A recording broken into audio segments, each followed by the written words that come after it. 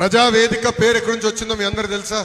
2014-19 మధ్యన చంద్రబాబు నాయుడు గారు నివసిస్తున్న ఉండవల్లి గ్రామంలో ఆయన ఇంటి పక్కన ప్రజావేదిక అనే భవనం కట్టాడు తల్లి. అక్కడ ప్రజలు వస్తే వాళ్ళని కూర్చోబెట్టి కలిసేదానికి. ఈ ఫేక్ జగన్ ముఖ్యమంత్రి అయిన వెంటనే ఆయన తీసుకున్న తొలి నిర్ణయం ఆ ప్రజావేదిక కూల్చేస్తాం తల్లి. కూల్చేశాడు. ఆ రోజు నుంచే విధ్వంసం పాలన మొదలైంది తల్లి. ఆ రోజు నుంచి అడుగడుగునా ప్రజలు ఇబ్బంది పడారు తల్లి. అందుకే మనకు జీవితాంతం గుర్తు ఉండాలని ఆ భవనం కట్టట్లేదు, అట్లనే ఉంచుతున్నాం. చరిత్రలో ప్రజలందరూ తెలుసుకోవాల్సిన అవసరం ఉంది.